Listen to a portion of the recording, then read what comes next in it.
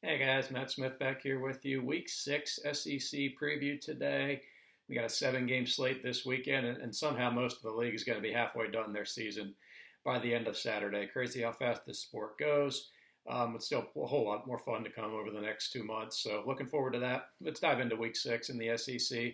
We'll start with the early kick right out of game day. Arkansas and Ole Miss, two teams kind of licking their wounds after losses last week, which happened a lot when you play Alabama and Georgia. So who could recover quickly? I think it's a big week for Lane Kiffin. I think Arkansas was, I don't want to say resigned to the fact about what was going to happen last week in Athens.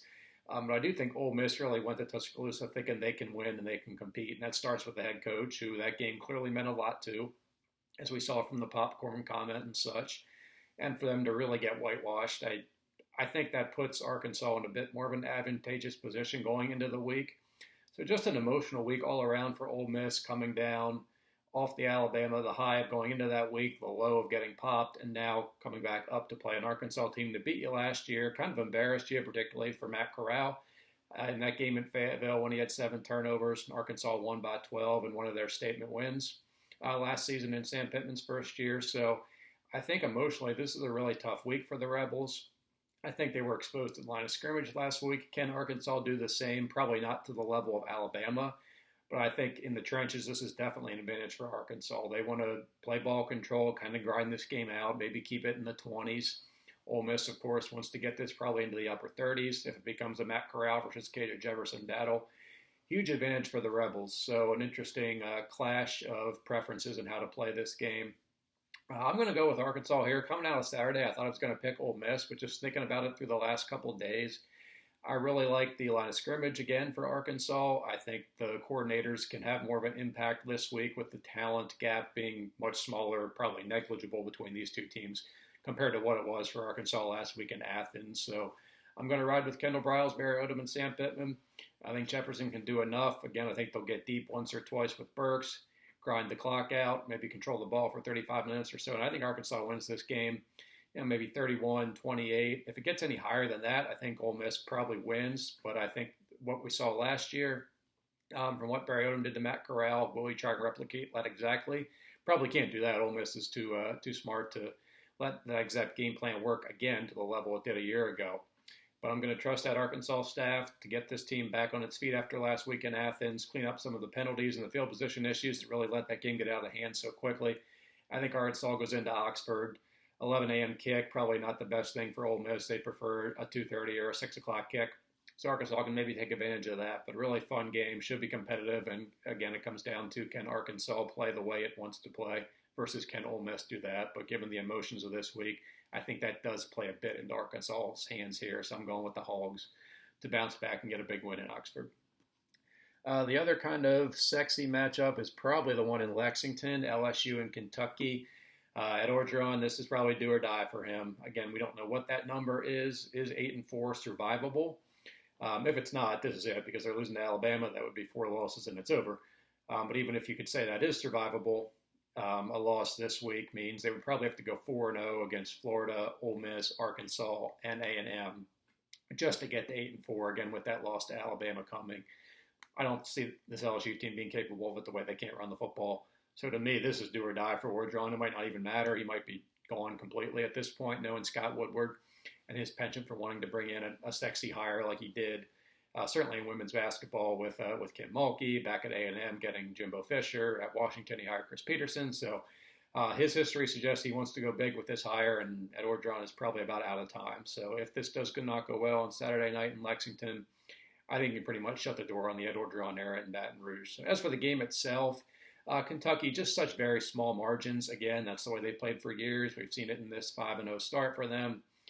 Completely outgained by Florida last week, 150 yards, I think was the differential, but got that blocked field goal. Made a couple of big plays, Levis to Robinson early to get on the board. And that's how Kentucky's going to win football games. So again, it's just hard to pick them given the margins are so small. But LSU can't run the football. Can Keishawn Butte exposes Kentucky secondary? I think that's the key to this one. We know how LSU can move the football. It's through the air. They can't run it. Kentucky's a good defense. They're not going to be able to run it this week. I don't know if they're going to be able to run it all this year. But for LSU's defense, again, played pretty well last week against Auburn, but fell apart in the fourth quarter. and you worry about another physical team like Kentucky doing the same to LSU. So I'm been torn on this one. I could go either way. I'm going to take the points just because it's 3.5 points for LSU there. I'm thinking maybe it's a similar scenario to Mississippi State where everyone's kind of hoping for this train wreck, and it just doesn't quite happen. It's going to happen. Do I think Ed Orgeron survives this year? No, I do not. But I'm kind of thinking they survive this one on Saturday night in Lexington. Again, just knowing the margins Kentucky plays with and knowing the difference maker that Keishawn Butte can be, I think LSU is going to pull this out, but kind of an ugly game, back and forth, 23-20 type thing. Kentucky probably just can't score enough to maybe slam the door on a 6-0 start and set up what would be, as crazy as it sounds, a de facto SEC East title game next week in Athens, because no one considers Kentucky an SEC East title contender, and nor should they with the way Georgia's playing football. But schematically and looking how that could play out next week. But from a standings perspective, both teams going undefeated. The winner is probably going to Atlanta, but I think we all know the winner is going to be Georgia, so it doesn't matter really from that perspective. But still, the pressure is on Kentucky this week. A golden opportunity. Handled it very well last week, but again, needed that big play on the field goal block. Now I'm worried they can do that 2 weeks in a row against a team with superior talent. But certainly a tire fire right now in Baton Rouge, but I think Orgeron gets one this week. It might end next week. If they lose to Florida and Ole Miss the next 2 weeks, even with a win on Saturday, it's over. So it's probably inevitable, but I think Orgeron at least get one W this week. It might be his last one for all we know as the LSU head coach. All right, so the two big games, neither of them are on the CBS doubleheader, shockingly. They went with the power teams in Georgia and Alabama, so we'll go through that. Georgia and Auburn's the afternoon game. I was impressed with Auburn last week, obviously ending the streak in Baton Rouge, but I have some pretty big concerns this week, particularly on defense. Are they going to be without T.D. Moultrie, their top defensive end edge rusher? Owen Popo, probably their top linebacker. He might be out as well. Brian Harsin's been pretty quiet about their statuses for this week after missing the LSU game. If they don't have them, I think Georgia's running game is going to be a big problem for this Auburn front. It's a pretty good unit, but we saw what Georgia was able to do to Arkansas last week. Really impressed with the growth of that Bulldogs offensive line.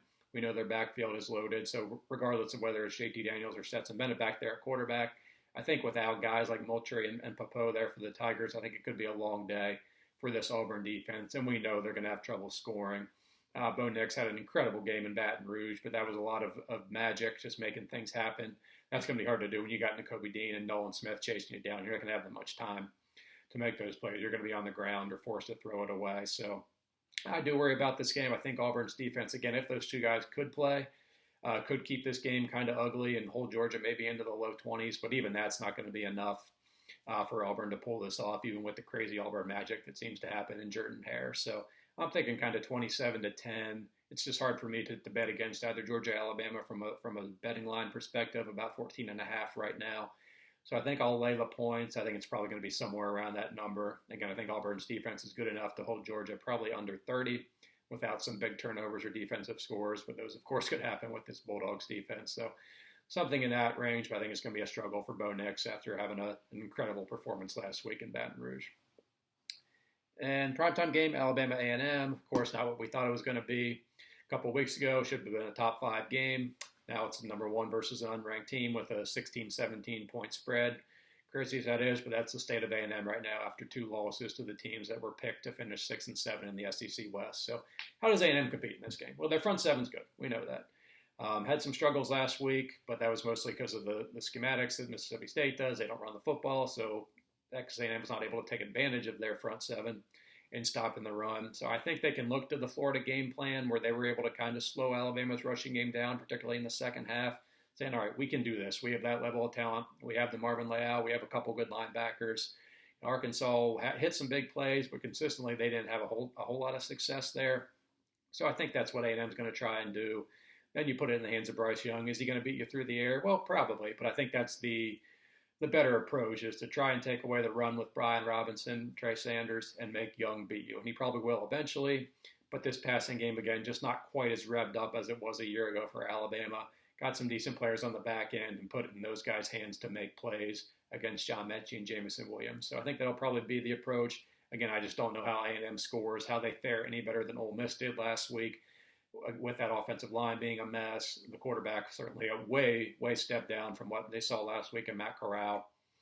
And you'll get a couple big plays there from Isaiah Spiller and Devin A. Chain, but that's all this A&M offense is good for right now, is a couple big plays from those guys. So for me, I think A&M scores much more than 14-17. I have a hard time buying that. So that number feels about right, 16-17, 34-14 maybe. Again, I'm probably just going to lay them because it's Alabama. I don't think it gets too far out of hand because I do think this A&M defense is pretty good. So I think they can hold Alabama kind of to what Florida did, maybe into the low 30s, depending on field position and turnovers again and such. But for A&M to get more than, again, probably 14 points, I think is going to be a struggle with Calzada and that poor offensive line right now. So not the game we thought it would be. Should be at least a fun atmosphere in Kyle Field. Maybe that defense rises up and keeps this ugly for a little bit into the second half, but I think Alabama ultimately pulls away, kind of like they did against Florida, and then it's on the offense and Jimbo to finally figure out a way to crack that defense like Florida was able to do in the second half a couple of weeks back, but I don't see it happening. So can't see A&M competing, probably a third straight loss for the Aggies and a really disappointing 3-3 record at the turn. And kind of a fun game, South Carolina and Tennessee, that Vols offense is definitely starting to hum. Hendon Hooker, I think, is going to be the guy going forward under center. They ran the ball so well last week against Missouri. Not going to have that easy of a time this week against South Carolina. But I think the passing game could have some more success. Hit some big plays last week. South Carolina secondary, not great. They're decent up front, I would say. But they rely so much on takeaways. So for Tennessee, it's just playing clean football. Don't commit penalties. Don't put yourself behind the chains where you're going to have to force throws on 3rd and 12. And that's where South Carolina can maybe make some plays and capitalize and ugly this game up. But with the way this Vols offense is playing right now, even with a good effort from the South Carolina defense, I have a hard time seeing them keeping them under 28 into the low 30s. And this South Carolina offense, even against a shaky defense in Tennessee, is just not capable of keeping up. So I'm thinking 35-20, 38-20 type range. I'd lay the 10.5 with Tennessee right now. I think they look pretty good here and get to 4-2 heading into what could be a pretty fun game next Saturday night when Lane Kiffin and Ole Miss roll back into Knoxville. And then the two ugly games, Vanderbilt-Florida, sleepwalk sandwich spot for the Gators, of course, playing at noon in between the trips to Kentucky and LSU. Just clean up the penalties, play cleaner football. They're going to win. It doesn't matter. I kind of like Alabama and Georgia in reverse. I can't take Vanderbilt regardless of the line, so I'll lay the 37, 38, whatever the heck it is now, maybe 49-10, something like that. For Florida, I do expect a dip in emotion, of course, but Dan Mullen usually covers even big lines, so I'll lay those points. Florida gets back on track and heads to Baton Rouge next week in a game they'll really want to win, regardless of their status within the SEC East, which is pretty much out the door last week after losing to Kentucky. And the last one, North Texas and Missouri. Schedule's opened up for Missouri here, 2-3, highly disappointing start. Disgusting performance last week against Tennessee. Fired their D-line coach. But yeah, they got North Texas, Texas A&M, and Vanderbilt the rest of the month. I'd say 3-0 is possible right now. Again, the offense is doing all right with Connor Bazelak and Tyler Beatty. They just got so behind schedule last week where they had to scrap the run when it's 28-3 in the early part of the second quarter. You just can't stick to your game plan. So obviously more concerns on the defensive side of the ball, but I think this offense is going to be all right here in the next couple of weeks. I think they got a good shot at A&M this week. North Texas had some promise early in the Seth Luttrell era, but they've fallen off the map now. 4-8, 4-6 the past couple of years. 1-3 this year, only win against an FCS team. So a few concerns on Saturday. Missouri should roll, get back on track, get back to 500, and then set up a possible elimination game for A&M and Missouri, not from any title chases, obviously. Both of those teams are long gone, but to ensure a very disappointing season for the loser of that game next week between the former Big 12, now SEC foes, the Aggies and Tigers next week. That pretty much wraps up the SEC. Again, I think there's two really good ones from a storyline perspective, and then the two CBS games with number 1 and number 2. Maybe one is a little bit competitive, but it's just hard for me to paint a picture of anyone right now competing with Alabama and Georgia in this league. So that's the 7-game slate. Go through a couple national games. Obviously the big one, maybe the game of the year to date, in Iowa City, Penn State-Iowa. That's a 4 o'clock Eastern start on Fox. Iowa's been the best at turnovers this year. I think they're 16 takeaways in 5 games. Pretty crazy. Penn State protects the football pretty well, only giving it away 3 times in 5 games. That's a good sign. Their running game leaves a bit to be desired, but can Jahan Dotson carry the load? I think that's probably the key, is the inconsistency, the lack of balance in the offense. Can Jahan Dotson just be that, all right, I'm better than you, I'm more talented than you. I don't care how good your defense is, Iowa, I'm going to make plays, kind of like I did against Auburn. So I think that's the key. I don't really have a strong lean on this game yet. Maybe by Saturday I will. We're really looking forward to this matchup. But again, I think it comes down to the couple difference makers athletically that Penn State has compared to Iowa. Can they shine, or can Iowa take them away? And this is probably the two most undervalued coordinators in this sport going head to head. Well, they won't go head to head because they're both on defense, but Phil Parker at Iowa, Brent Pry at Penn State, both could be head coaches. I don't think Parker has a whole lot of desire at this point. He's kind of an Iowa guy. Brent Pry perhaps could get one down the road here in the next couple of years, I would say. But in terms of undervaluation of coordinators nationally, in terms of the respect they get from the national media, I think Pry and Parker are about as good as there is when it comes to taking what they have and maximizing that talent. Other big game, Red River. That's in its usual noon Eastern spot, ABC this year. I kind of like Texas in this one. I think they've really recovered nicely from that Arkansas game. Again, the Arkansas game didn't surprise me that much. The blowout kind of did. I thought Arkansas would win. But I think the staff now, they've got some cohesion. I think they're settled on quarterback with Casey Thompson. The big game atmosphere, half this staff came over with Sark from Alabama, so they're not going to be intimidated by a huge game, huge stakes, and awesome atmosphere there in the Cotton Bowl. We love that one every year. Now back to 90,000 fans and a full stadium, all the people over there in the state fairgrounds, eating fried whatever, drinking fried whatever. It's an awesome atmosphere. So after kind of a year hiatus last year with just a small crowd, can't wait to see that stadium and the fairgrounds rocking again. So I'm going to lean with Texas in this one. Again, I still think there's a breakout game coming at some point from Oklahoma, but they just are not putting it all together for 60 minutes. So I'm going to take the Longhorns. I think they figured some things out. Bijan Robinson's probably the best player in the Big 12 right now, the Texas running back. So I think the Longhorns, as a small underdog, pull this off and the two-game skid against the Sooners there in Dallas. I think that's it for the really huge games. I'll go through kind of just in order chronologically.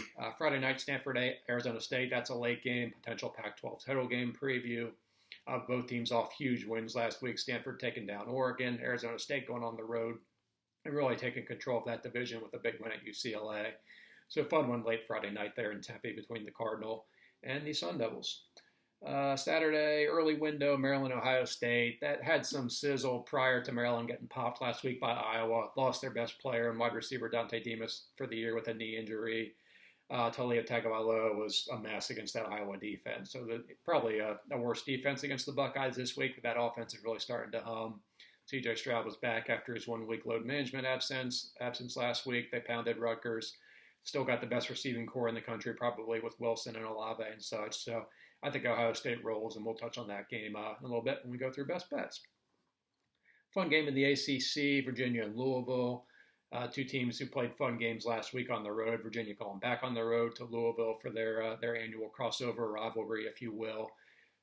We'll touch on that one as well in best bets, actually, but a fun matchup there, interdivision between the Wahoos and the Cardinals. Two really fun quarterbacks there, and Brennan Armstrong and Malik Cunningham. ABC 3:30 game, Boise and BYU. Tough start for the Broncos, 3 losses already, but they've been competitive. Lost by 1 to Oklahoma State. Lost that crazy opening Thursday game to UCF. Nevada went in there and took care of them pretty good. Carson Strong is a really good quarterback. You'll hear his name coming up in draft season. So tough early schedule for the Broncos. Continues this week going to Provo. BYU 5-0. Has some quarterback concerns. They were down to their third stringer last week against Utah State. So that line's pretty tight. It's only about 3 or 4, I think, at the moment. So I think that's due to the uncertainty at quarterback for BYU. So they've been getting by, though. Always a good atmosphere in Provo. Good home field advantage there. But a fun matchup there between teams that have developed a bit of a rivalry playing most years now, the Broncos and the Cougars. What else do we got? Wisconsin, Illinois. Also one I'll touch on in best bets. The Brett Bielema factor, coaching against Paul Chryst, who used to work for him at Wisconsin. Is Wisconsin completely broken? Probably now. And we'll touch on that in best bets. So I'll give you a lean in terms of which way I'm thinking for that one. The night game on ABC, Michigan and Nebraska. That's much more than just a battle of two big brands. I think Nebraska's defense has played really well the past few weeks against Oklahoma, against Michigan State, shutting down Northwestern last week. And Michigan's offense showed some things last week. I think we had some concerns about the passing game yet going into Wisconsin last week and putting up 38 points on that Badgers defense. A really impressive showing for that Wolverines offense. Looks like they have some pretty good balance there between a really good run game and an emerging passing game. But again, that Husker defense is playing really well. Be a great atmosphere in Lincoln. And I think that's worthy of the primetime stage for the Wolverines and Huskers. Looking very forward to that one. Utah-USC, probably a Pac-12 South elimination game. Both teams pretty disappointing start. They'll do battle in the Coliseum. USC's been a better road team this year. we'll see if they can figure out the Coliseum after getting blown out in their last 2 games there against Stanford and Oregon State. Pac-12 After Dark, pretty weak this week. UCLA, Arizona. I'm only going to mention that because this is Wednesday as I record this. Yesterday, Tuesday, was the 2-year anniversary of Arizona's last win. Crazy as that is, more than 2 calendar years since the Wildcats even won any game. Not a Pac-12 game, not a Power 5 game, not a FBS game, any game. So now more than 2 years. Can they rebound and finally get a win against a wounded UCLA team coming off that loss to ASU last week? So that about wraps up the scan around the country there. Again, pretty good week overall. Good week in the SEC, as we've touched on. The 2 big ones in Iowa City and Dallas, separate time slots. So pretty good balance, I think, throughout the day from early afternoon to late afternoon into the primetime window. So best bets, we'll touch on where I'm leading here. Another good week last week, 4-1 up to 16-9. So that's winning, getting it done, about a 2/3 clip here through 5 weeks. So we'll try and replicate that feat here. 2 games like I already mentioned, Louisville, Virginia. That's a 2.5-point line for Louisville. I like the Cardinals getting not even the 3 from just being at home.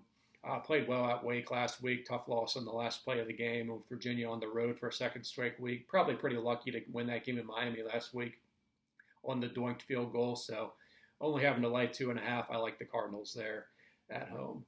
SMU minus 13.5 at Navy. I like the Mustangs there. I think they're playing really good football. Probably the biggest threat to an undefeated season for Cincinnati. I may get 2 cracks at them, most likely in the regular season and then the conference championship game. Navy, a huge win last week, knocking off UCF. I'm going to attribute that more to Gus Malzahn's staff seeing the option for the first time, really. First game without Dylan Gabriel, who got hurt a couple weeks back. I still don't think Navy's very good. I think SMU's pretty good right now. So 13.5, a ranked Mustangs team. If that gets over 14, I'd be a little concerned, but I'll take the 13.5. Pretty good number there for SMU on the road in Annapolis. Another AAC game, UCF, who I just touched on. They are a 10-point home favorite against East Carolina.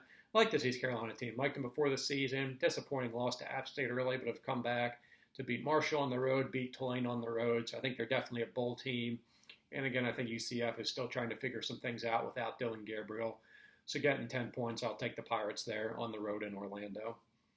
Ohio State, minus 21 against Maryland. I like the Buckeyes. Again, I think Maryland not having Demas, that was a huge loss. He went down early in that Iowa game. They weren't winning the game anyhow, but that game got completely out of hand. Talia Tagovailoa had looked pretty lost without his top target there. So I think without Demas, at least for a week or two, I think this Maryland offense is going to struggle.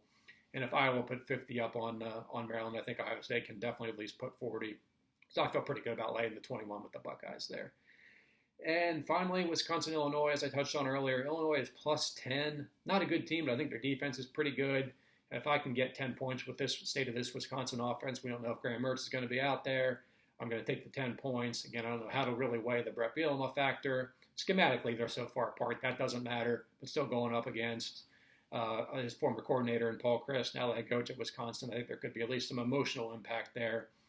For one side or the other, but I think Illinois rises up, playing for their head coach, going against the former team where he made his mark in Madison late in the aughts and early in the 2010s. I'm going to say they can at least keep this game close, ugly it up, kind of like they did a couple weeks ago against Purdue. You know, maybe Wisconsin survives 17-14, 21-17, something pretty ugly.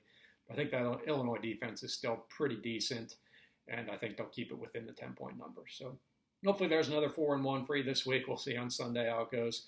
And I'll recap that for you. But I think that wraps it up. Week 6 SEC preview done. Thanks so much for watching, guys. I think it'll be a pretty good week. Again, these first 2 weekends of October, last weekend and this weekend, loaded slate. Starts to dry up a bit for a couple weeks beginning next week. But I think we got a really fun day within the SEC. And then, of course, the 2 big ones as well, which I've touched on. So thanks so much for watching, guys. Please like and subscribe to the channel. Reach out to me on Twitter, of course, at MattSmithCFB. Written preview will be up at southernpigskin.com late Wednesday night, early Thursday morning for you. Go even deeper on some of these games, look at some history, look at what I think the polls are going to look like on Sunday once all these games and results are in the books. So thanks again for watching, guys, and I will talk to you all on Sunday. See you.